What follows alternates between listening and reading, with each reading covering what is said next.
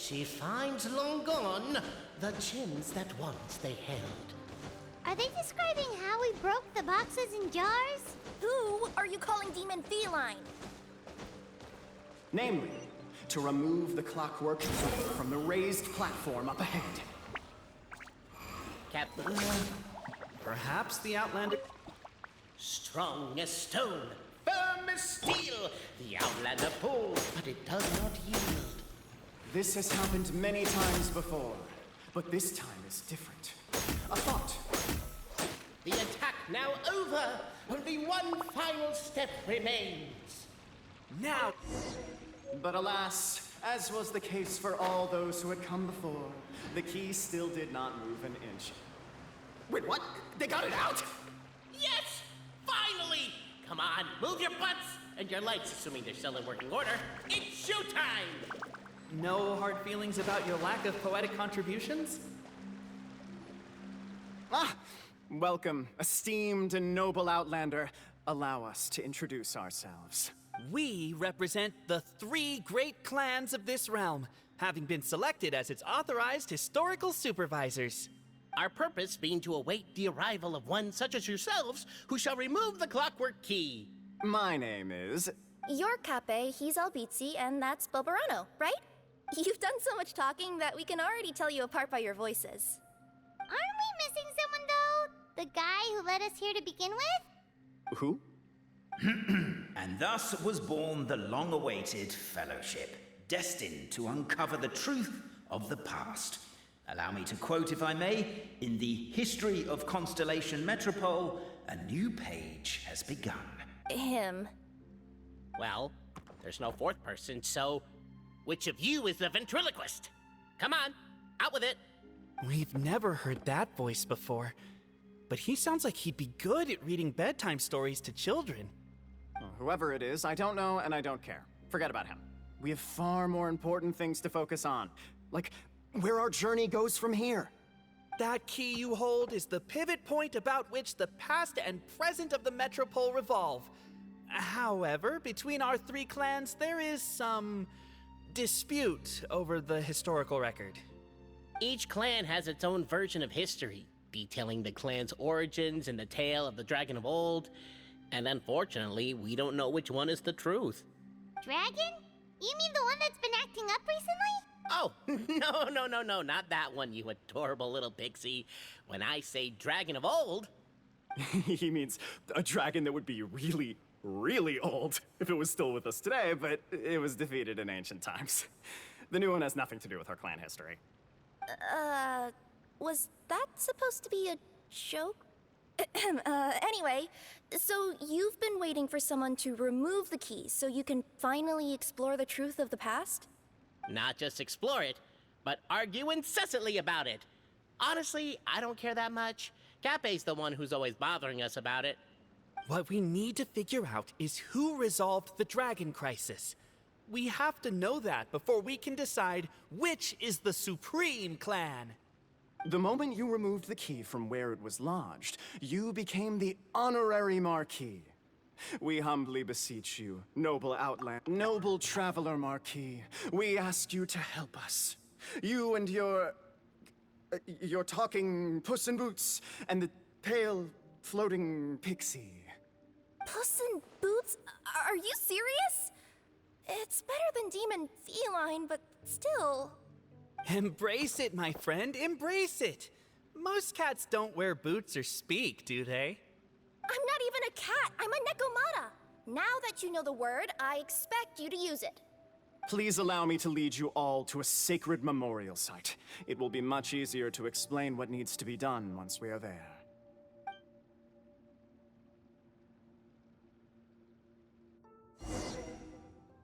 This place is sacred to my clan. It's where our brave forefathers once took up arms against the dragon of old. After a bitter battle that dragged on for many days and nights, finally, our forefathers fought the dragon into submission, and it fled. They took turns, though. Some forefathers worked the day shift, while others worked the night shift. So they say. It's just a legend, though. Wait a second? Did I just hear you admit that your clan's history is just a legend? History, legend, who cares? My clan was definitely courageous, that's the point. That's the truth. And isn't the truth what we've all been arguing about non-stop for all these years? Capet's words gave the traveler food for thought. Could it be that the truth in a fictional world is equivalent to fiction in the real world? But that would have to wait. Apparently, Capet was not alone in his pilgrimage to this sacred site. Unwanted company had arrived. The traveler and the talking cat, Nekomata, decided to teach them some manners.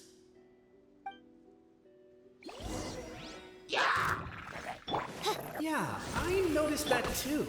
It's one standard for us and another for you. That's not fair, Capet. A true display of heroism and valor. It was as if the spirits of my ancestors were fighting through you. Here's a thought. Could be wrong, but maybe the Traveler Marquis is a lot more powerful than your ancestors. Technically, by saying that, aren't you implicit? Your martial prowess and show of courage are a more vivid reenactment of my ancestors' feats that suit the modern aesthetic. Now, let's get down to business. As we all know, time is but an illusion. Time may flow line by line, page by page, or frame by frame, but usually it flows in the form of springs and gears.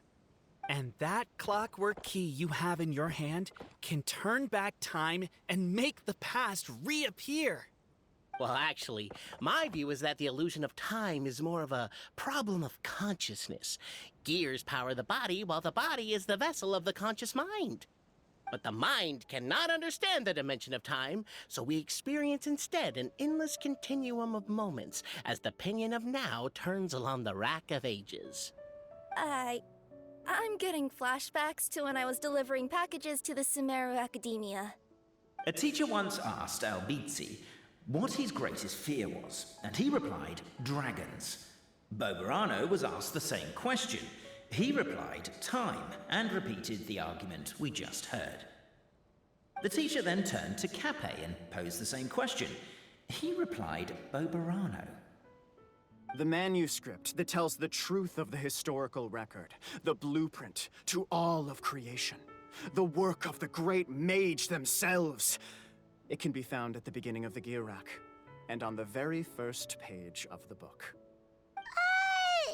Paimon didn't follow all that, but basically, you're just saying that we need to put the key in and turn it all the way back? Exactly. It is said that in the beginning, the goddess of creation took the goddess of fate's manuscript as a blueprint, placed it under the goddess of prophecy's starry realm, and generated the world from a few magic arrays. So in a few moments, when the great clockwork key turns the local time here back to the very beginning, we will restore the magic arrays back to their original configurations. Hold on, isn't stealing part of the blueprint of creation a little dangerous? Also, how are we supposed to know the original configurations of the magic arrays? Well, the general shapes of the configurations have been passed down over the ages. They now form the family crests of each of our clans. So you'll just need to reference my family crest and join the dots accordingly. To address your other concern, when the house has already been built, do you really think that taking away the construction crew and blueprint will cause it to collapse? The Traveler Marquis prepares to insert the great clockwork key into the nearby keyhole.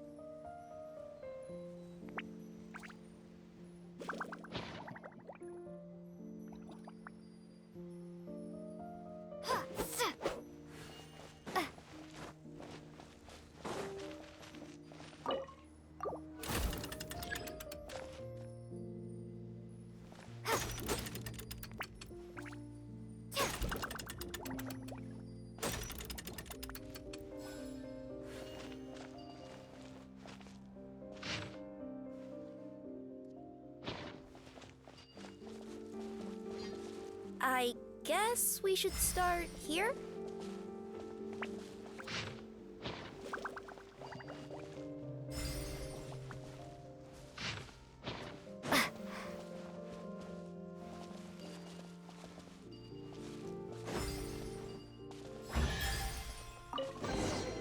Is this? Behold, the sacred writings that record the truth of... No, wait. That have shaped the truth of history. Gather round and let us bear witness.